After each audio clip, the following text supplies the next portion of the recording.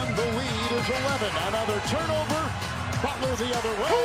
And that puts an exclamation mark on this Golden State win in Game 1. Wow. The Road Warriors, the 7th seed out west, go to Houston and get a win to start the playoffs. Welcome to Playoff Central Live. That's the champion, Danny Green. That's the all-star, John Wall, and that other guy, Chris Miles. And when we look at this game, you know, John, something you pointed out early on, you said the Golden State Warriors, that experience, it's going to set in. They went on that 24-7 run in the second quarter, only allowed Houston to score 13 points, and that feels like really where the game was won. Yeah, I think so. I think, those guys have two closers in Steph Curry and Jimmy Butler, but at the same time, their defensive intensity, the physicality they brought to the game, they helped them get that lead in the second quarter. And you could just tell the youth and not having too much of experience with the Houston Rockets showed a little bit. And also guys not making shots, but Golden State just getting out in transition, Steph being Steph, and those guys like Draymond making the right reads in the right place. Yeah, I mean, you can't have a lapse or a quarter like that, right? You can't have 13 points and not show up and expect to win the game, So when you score that low, you got to find ways at least hold them defensively to score a little bit better. But you put yourself in that type of hole, you dig yourself out. But eventually, especially against a team like that with Jimmy Butler, Steph Curry, they're not going to let you win that type of game. They did a good job of fighting back. They found something with the two big lineup, Steven Adams, Sengun, and even Jabari Smith. They had some good, energy. Then they made the subs and changes. I think they'll go back to that. But, ultimately, they kind of lost their juice. They lost their gas. They got, very tired. They exerted too much energy coming back. And if you don't have those 13 points, you won't have to do that. But there's a lot of positive takeaways if I'm Houston, if I'm looking at the stat sheet in this game. Yeah, and let's start with the Golden State Warriors in that sense, because as both teams were trying to figure out, okay, where do they have the advantage? It was like, oh, Steph Curry. There was a stretch where he hit 11 out of 12 shots. Danny, when I look at what Steph Curry did in that time period, the offense he provided, the shots that he was hitting, is like, well, what do you do with that? They could have had better contests, but yes, he made some shots that Steph was going to step. He does what Steph does. You got to expect that and prepare for that. He's going to make shots. You can't hang your head. You got to go down the other end, find ways to make him work on defense, find ways to score. But, Steph played well. That's not what hurt them. Houston's offense is what hurt them. They didn't score. They didn't shoot well. They also turned the ball over, and they missed free throws. So like I said, there's a lot of positives. They can look at the stat sheets like, we can do better in this area. We can do better in that area. Jalen Green could have, been more aggressive in terms of actually picking and choosing the right moments. Fred didn't shoot well. And you said you only lost by 10. You missed 8 free throws, and you had 16 turnovers. Those two areas alone could help you win the game. Yeah, Houston, a season low in points, just 85 points. Ime Udoka, a finalist for Coach of the Year. He's at the podium now. Let's hear what he has to say. What's the first question?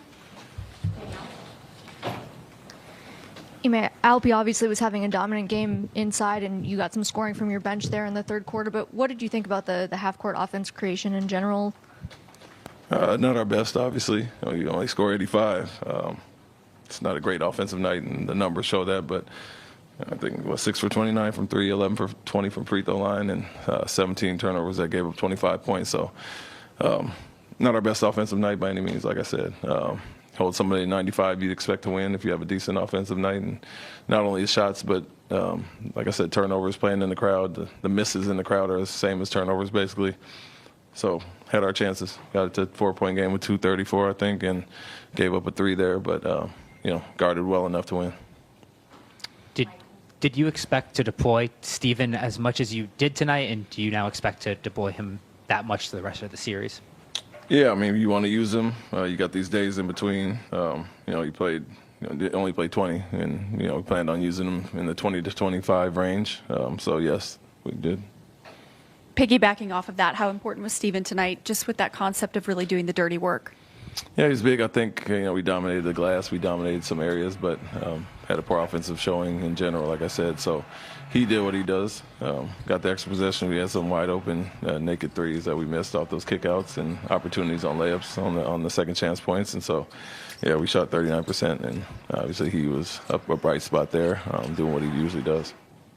Hey, man, why do you think Jalen Green struggled so, and what might you need from him kind of moving forward with the rest of the series offensively? They went after him some, but, played in the crowd a little bit too much. and it's not like I said, it's not really the turnovers as much as he only had one, but those shots in the crowd where you got to find your outlets. And so this is a team that's loading up. When he has his isolations on, whether it's up top or getting to the lane, they're packing the paint, and you got to find your outlets. That's going to be a big key throughout the series. Coach, there was a big gap in the rebounding department, but in terms of overall pace, how can you try and find the gaps and advantages in the open floor? You said overall pace? Yeah. Yeah, we got to get some stops and get out and run. I think, they hit some timely shots, the shot clock shots late in the side out of bounds there, and it felt like they hit 2 or 3 of those where we regarded well enough. And, our mantra all year has been turn defense to offense, and when we do get those opportunities, we got to cash in on them. It felt like we missed quite a few layups out in the open court, or we're a little sloppy there, had some turnovers as well when we had the numbers advantage.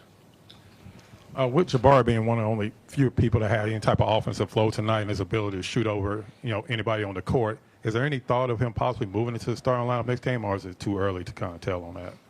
I mean, it was some guys did struggle offensively. You're not going to overreact to one game, but if guys do play better, we have a chance there. A 10-point loss, and like I said, holding somebody in 95, it was an offensively poor showing. The defense was good enough, but not going to overreact to that game. Like I said, it's some of the guys' first time, and we had our chances. Coach, when Steph is hitting those type of shots that he was hitting tonight, how much does that change your defensive approach?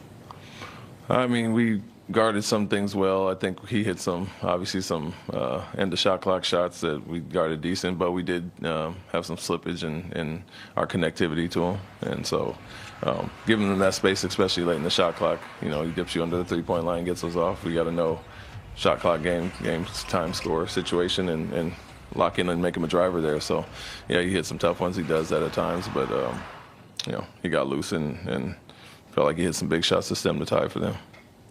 When y'all were able to cut into the lead in the third quarter and early in the fourth, what did you feel like was the source of that? And is that something that you feel like y'all could tap into maybe throughout the entirety of the game? Yeah, we got stops and ran and got offensive rebound, second chance opportunities. And so, not turning the ball over, getting quality shots is always a good formula. And do it, they got out and ran, especially in the first half, and got better in the second and got more quality looks. But even with that being said, we didn't shoot it particularly well. Obviously, you look at Fred, Jalen, Amen, didn't have their usual night shooting and still had our chance. So said to the group, guarded well enough, got to have better offensive showing, get our spacing down and take care of the ball.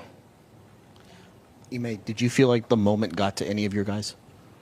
No, I wouldn't say the moment. I would say their physicality at times, going after guys and just playoff basketball. It's not really about the moment. I think going into the lane, kind of trying to shoot over too many guys and not finding your outlets is a big thing and a big key for us all year. When we do it right, we get wide open looks.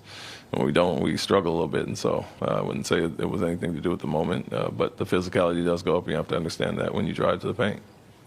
On offense, were you getting the matchups that you wanted for the most part, or was it a matter of not getting some of them? No, we got some decent ones. Didn't break them down as much as we wanted to. Like I said, if you draw and they pack the paint the way they do and kind of are going to make certain guys prove it, you just have to trust your teammates to get off the ball. And I think we'd had too many of those turnovers playing in the crowd. So they're going to load up and, help the poorer defenders. And we got to take advantage of that with the easy play. Can you talk about Alpi tonight and what he gave you? How he kind of kept you guys in it the whole game? Yeah, he was a bright spot offensively for sure from the get-go. Got into the paint, made plays. Then a few turnovers in the crowd was really solid there. And so he had a great night. Need some others to kind of join the party there, and I think guys will. It seemed like hunting Steph was a little bit of the game plan at times, depending on certain guys being on the floor. Is that something you look to go back to next game, or do you feel like it wasn't executed properly tonight? No, it's worked well for us for sure. And like I said, we had the advantage there. You just have to make the right read because they're going to load up. They're going to show, elbows in boxes and show a crowd behind them. And if they're daring guys to shoot, you just have to make the right play. And whether you get by him and they collapse the paint or the simple advance pass, which is there quite a bit, and the guy's sitting at the nail, you have to make the right read.